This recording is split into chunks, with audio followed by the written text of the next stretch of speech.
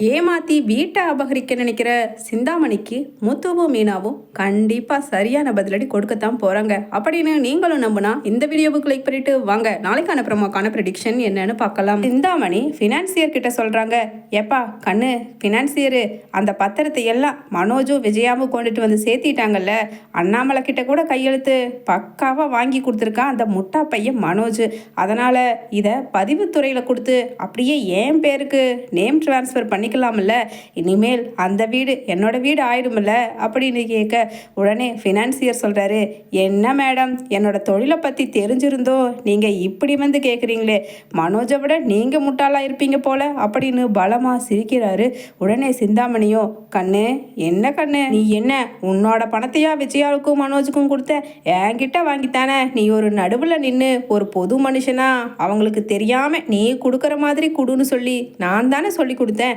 இப்போ என்னமோ இப்படி பேசுகிற மாற்றி அப்படின்னு கேட்குறாங்க சிந்தாமணி. உடனே ஃபினான்சியர் சொல்கிறாரு, இதை பாருங்க சிந்தாமணி மேடம், நான் ரொம்ப கெட்டவெல்லாம் கிடையாது, எனக்கு ஒரு 10 லட்சம் ரூபா பணத்தை கொடுத்துட்டீங்க, அந்த பத்திரத்தை உங்ககிட்ட ஒப்படைச்சிட்டு நான் ஒதுங்கிக்குவேன், எனக்கு எதுக்கு அந்த ஓட்ட வீடு அப்படின்னு சொல்லிட்டு ஃபினான்சியர் சொல்கிறாரு. உடனே சிந்தாமணியோ, என்ன கண்ணு 10 லட்சம்லாம் ஓவரு, சரி 5 லட்சத்தை எந்தா புடி கொடு அந்த பத்திரத்தை, நான் இப்போவே போய் பதிவுத்துறையில் மாற்றி பதிவு பண்ணணும், ஏன்னா அந்த முத்துவுக்கு மீனாவுக்கும் தெரிஞ்சா கடைசியில் அந்த வீடு நான் இத்தனை ஆசைப்பட்டு எழுதி வாங்கி அந்த விஜயாவையும் அவங்க குடும்பத்தையும் நடு ரோட்டில் நிறுத்தணும்னு நினச்சி கடைசியில் அது நடக்காமல் போயிருங்கன்னு குடு ஏப்பா வாங்கிக்க, நம்ம நேராக இப்போ அங்கே பதிவுத்துறைக்கு தான் போக போகிறோம் அப்படின்னு தன்னோட எடுபடிக்கிட்ட பின்னாடி அந்த பத்திரத்தை வாங்கி கொடுத்துட்டு சிந்தாமணி கிளம்புறாங்க. வெளியில் வந்து ரெஜிஸ்ட்ரேஷன் ஆஃபீஸ்க்கு போகிறதுக்காக வந்த சிந்தாமணி காரில் ஏறும்போது திடீர்னு ஒரு கால் வர அட்டன் பண்ணி பேசுகிறாங்க. ஹலோ மேடம், நான் பசுபதி பேசுகிறேன்,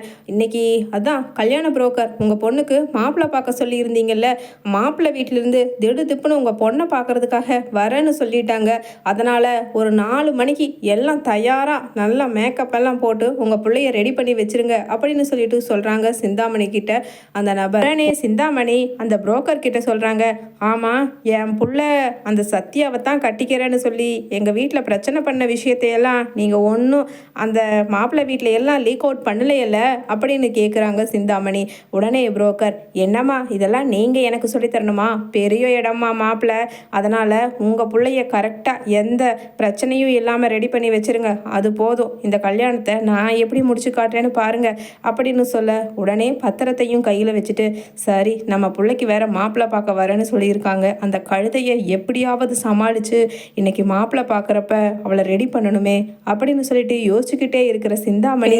ரோஹிணிக்கு ஃபோன் பண்ணுவோம், அவளை வர சொல்லி நல்லா க்ளீனாக அழகாக மேக்கப் எல்லாம் பண்ணி விட்டுட்டா அதுக்கப்புறம் எப்படியாவது அவளை சமாளிச்சுக்குவோம் அப்படின்னு ரோஹிணிக்கு ஃபோன் பண்ணி, ரோஹிணி இதை பாருமா, எனக்கு ஒரு உதவி, என் பிள்ளைக்கு மாப்பிள்ளை பார்க்க வர்றாங்க, நீ தான் நல்லா மேக்கப் பண்ணுவியே, அதனால் இந்த ஒரு வாட்டி வந்து பண்ணிவிடு கண்ணு அப்படின்னு சொல்ல உடனே ரோஹிணியும், அதனால் என்ன மேடம் நான் வந்துடுறேன் உங்கள் வீட்டுக்கு தானே அப்படின்னு ரோஹிணியும் அங்கே வர்றாங்க. அதே சமயம் வீட்டுக்கு போன சிந்தாமணி தன்னோட மகள்கிட்ட, இதை பாரு உன்னை பார்க்குறதுக்கு மாப்பிள்ளை வீட்டிலேருந்து வர்றாங்க, அதனால் ஒழுங்கு மரியாதையாக கிளம்பி ரெடியாக இரு அப்படின்னு சொல்ல உடனே அந்த பொண்ணு சொல்கிறாங்க, இதை பாருமா நான் ஏற்கனவே சொல்லிட்டேன், எனக்கு கல்யாணத்தில் உடன்பாடு கிடையாது, நான் சத்யாவை தான் கல்யாணம் பண்ணிக்குவேன்னு, ஆனால் நீ தேவையில்லாமல் என்னோட பேச்சை மீறி இதெல்லாம் தேவையே சத்தியமாக கிடையாது, நடக்கவும் போகிறது கிடையாது என்னோட கல்யாணம் இந்த மாப்பிள்ளை கூட, அதனால் பேசாமல் இதை ஸ்டாப் பண்ணிவிட்டு உங்கள் வேலை ஏதாவது இருந்தால் போய் பாருங்கம்மா அப்படின்னு சொல்கிறாங்க. உடனே சிந்தாமணியோ, என்னடி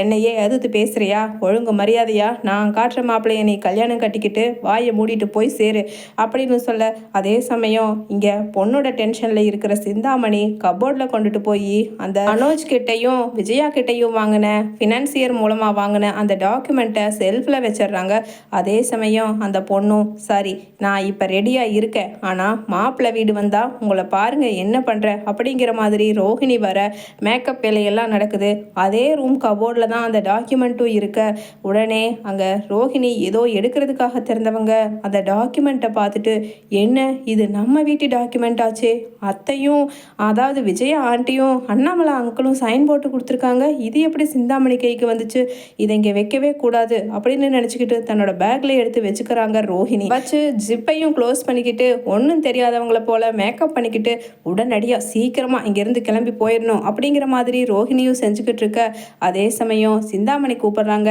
ஏம்மா கண்ணு ரோஹிணி வாமா, எனக்கும் அப்படியே கொஞ்சம் மேக்கப் பண்ணி விட்டுரு, என்னோட ரூமுக்கு வா கண்ணு அப்படின்னு சொல்ல உடனே ரோஹிணியும் இதோ வரேன் ஆண்டி அப்படின்னு சொல்லிட்டு அங்கே போகிறாங்க. அதே சமயம் இங்கே பேக்கை வச்சுட்டு போக அதே சமயம் அந்த பொண்ணு சரி நம்ம ஃபோனை தான் அம்மா பிடுங்கி வச்சுட்டாங்க, இந்த ரோஹிணியோட ஃபோன்லையாவது பண்ணி பார்ப்போம் அப்படின்னு ஜிப்பை திறந்து ரோஹிணியோட ஃபோனை எடுத்து பார்க்க அங்கே என்னமோ டாக்குமெண்ட்ஸ் எல்லாம் இது காலையில் அம்மா வச்சுருந்த மாதிரி இருந்துச்சு கையில், அதை இவங்க எதுக்கு எடுத்து வச்சுருக்காங்க அப்படின்னு தன்னோட கபோர்டை திறந்து அங்கே வச்சுருந்த டாக்குமெண்ட்டை காணோம் அப்படிங்கிறத கன்ஃபார்ம் பண்ணிவிட்டு சரி இவங்க எதுக்கு இதை திருடி வச்சுருக்காங்கங்கிறது தெரியலையே அப்படின்னு டாக்குமெண்ட்டை விலாவாரியாக பறிக்க உடனே ஐயையோ இது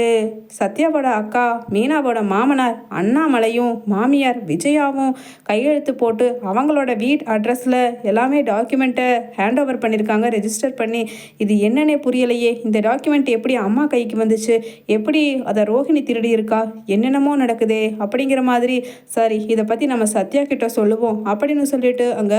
சிந்தாமணியோட பொண்ணும் ஃபோன் பண்ணுறாங்க. சத்யா இங்கே தேவையில்லாமல் எங்கள் வீட்டில் எங்கள் அம்மா கல்யாண வேலையை பார்த்துட்ருக்காங்க, எனக்கு கொஞ்சம் கூட இந்த கல்யாணத்தில் விருப்பமே இல்லை சத்யா, ப்ளீஸ் என்னை வந்து கூட்டிகிட்டு போயிரு அப்படின்னு சொல்லிட்டு அதை விட முக்கியமான விஷயம் சத்யா, நான் எதுக்காக உனக்கு இமீடியட்டாக கால் பண்ணேன்னா இப்போ ஒரு சில டாக்குமெண்ட்ஸோட ரெஜிஸ்ட்ரேஷன் இதெல்லாம் உனக்கு வாட்ஸ்அப்பில் அனுப்பிச்சிருக்கேன், அதை எடுத்து செக் பண்ணி பாரு, அது என்னமோ எனக்கு உங்கள் அக்கா வீட்டு டாக்குமெண்ட் மாதிரி தெரியுது அப்படின்னு சொல்ல உடனே சத்யாவும் என்ன சொல்கிற, இரு ஒரு நிமிஷம் லைன்லேயே இரு பார்க்குறேன் அப்படின்னு பார்த்துட்டு ஆமாம் இது எங்கள் அக்கா வீட்டு டாக்குமெண்ட்டே தான், இதை நீ எப்படியாவது எடுத்து வச்சிரு, நான் உன்னை வந்து கூட்டிகிட்டு போய்க்கிறேன் அப்படின்னு சொல்ல உடனே அங்கே ரோஹிணியும் அவசரமாக சிந்தாமணிக்கும் மேக்கப்பை முடிச்சுட்டு வந்து சரிம்மா நான் கிளம்புறேன் அப்படின்னு சொல்லிட்டு பேகை தூக்கி போட்டுட்டு அவசரமாக கிளம்பி போகிறாங்க. அதே சமயம் போடி போ, அந்த பேக்குள்ளே இன்னும் டாக்குமெண்ட் இருக்குன்னு தானே இவ்வளவு ஸ்பீடாக ஓடுற அப்படின்னு அந்த டாக்குமெண்ட்டை எடுத்து ஒழிச்சு வச்சிருக்கிற சிந்தாமணியோட பொண்ணு. அப்போ சிந்தாமணி கேட்குறாங்க, என்ன மாப்பிள்ளை வீட்டுக்காரங்க வர்றாங்க, நீ வர்றியா, வா வெளியில் போகலாம் அப்படின்னு சொல்ல உடனே சரிம்மா வரேன், ஆனால் இது சும்மா மாப்பிள்ளை பார்க்கறது தானே, அதுக்கப்புறம் இருக்கு உனக்கு அப்படிங்கிற மாதிரி அங்கே மாப்பிள்ளைங்க முன்னாடியெல்லாம் போய் காஃபியை கொடுத்துட்டு மாப்பிள்ளை வீட்டுக்காரங்க முன்னாடி அதுக்கப்புறம் அந்த பொண்ணு திரும்பவும் உள்ள வர சத்யா வெளியில் நிற்கிறாரு. அப்போ சிந்தாமணி கிட்ட அம்மா எனக்கு ஒரே ஒரு அர்ஜென்ட்டான வேலைமா, நான் போயிட்டு வந்துடுறேன் அப்படின்னு சொல்ல அங்கே இவ கல்யாணத்தில் பிஸியாக இருக்கிற சிந்தாமணி டாக்குமெண்ட்டை வச்சதையும் மறந்துட்டு இவ சம்மதிப்பாளா மாட்டாளாங்கிற 1008 குழப்பத்தில் அங்கே உட்காந்துருக்க. சரிடி சரி சீக்கிரமாக போயிட்டு வா, கல்யாணம் முடிவான பொண்ணு ரொம்ப நேரம் லேட்டாலாம் வரக்கூடாது அப்படின்னு சொல்கிறாங்க. உடனே வெளியில் போன சிந்தாமணியோட பொண்ணும் சத்யா கூட பைக் ஏறி இந்த டாக்குமெண்ட்டை எப்படி எங்கள் அம்மா உங்கள் அங்கிள் கிட்டையும் ஆண்டி கிட்டையும் கையெழுத்து வாங்கினாங்கன்னு தெரியல அப்படின்னு சொல்ல சரி எதுக்கும் இரு எங்கள் அக்கா மாமா கிட்ட ஃபோன் பண்ணி கேட்குறேன் அப்படின்னு சத்யா முத்துக்கு ஃபோன் பண்ணி வாட்ஸ்அப்பில் அந்த டாக்குமெண்ட்டை அனுப்ப ஷாக் ஆகிடுறாரு முத்து. என்ன இது, இந்த ஓடுகாலி எங்கள் அம்மா கூட சேர்ந்து என்னமோ திருட்டு வேலை பண்ணுனா 2 நாளைக்கு முன்னாடின்னு மீனாவும் நானும் கணிச்சோம், ஆனால் அது இப்படி உண்மையாகும்னு தெரியல, அதை கடைசியில் எங்கே கொண்டுட்டு போய் எப்படி கொடுத்துருக்கான்னு பாரு சத்யா, எனக்கு ஒரு ஹெல்ப் மட்டும் பண்ணு, அந்த டாக்குமெண்ட்டை எடுத்துகிட்டு வந்து கொடு அப்படின்னு சொல்ல உடனே சத்யாவும் சரி மாமா அப்படின்னு எடுத்துகிட்டு போய் கொடுக்குறாரு. அதே சமயம் சிந்தாமணியோட பொண்ணு சரி சத்யா இதை பற்றி நீயும் வெளியில் ஒன்றும் சொல்லிக்க வேண்டாம், நானும் சொல்ல மாட்டேன் அப்படின்னு சொல்லிட்டு திரும்பவும் வீட்டுக்கு வந்துடுறாங்க. வந்த சிந்தாமணியும் அங்கே டாக்குமெண்ட்டை காணோன்னு தேடி பார்த்துட்டு இவ எடுத்திருப்பாளா, இவ எடுக்கிறதுக்கு வாய்ப்பே இல்லை, ஐயையோ அந்த ரோஹிணி தான் மேக்கப் போடுறதுக்கு வந்தா, அவள் தான் திருடிக்கிட்டு போயிருக்கணும் அப்படின்னு சொல்லிட்டு அடி பாவி ரோஹிணி உன்னோட திருட்டு வேலையை என்கிட்டயே காமிச்சிட்டியே, இப்படி போச்சே, நான் இவ்வளவு கஷ்டப்பட்டு பணத்தை 10 லட்சம் 7 லட்சம்னு அந்த மனோஜுக்கு வட்டிக்கு கொடுத்து வாங்கின பத்திரமாச்சே அது அப்படின்னு சொல்ல முத்துவும் மீனாவும் பத்திரமா அதை எடுத்துகிட்டு போய் லாக்கரில் வச்சிடுறாங்க. ஏன்னா இந்த பிரச்சனையை நம்ம இப்போ எடுக்கவே கூடாது, அந்த சிந்தாமணி ஏமாற்றி அபகரித்து அப்படி வாங்கியிருக்கிற பத்திரத்தை அவளே வந்து அவள் வாயால் பணத்துக்கான காரணம் என்ன ஏதுங்கிறத சொல்லிட்டு வாங்கிட்டு போகட்டும் அப்படின்னு அங்கே தந்திரமா முத்துவும் மீனாவும் அமைதியாக வச்சுக்கிறாங்க பத்திரத்தை சத்யாவுக்கு நன்றி சொல்லிட்டு.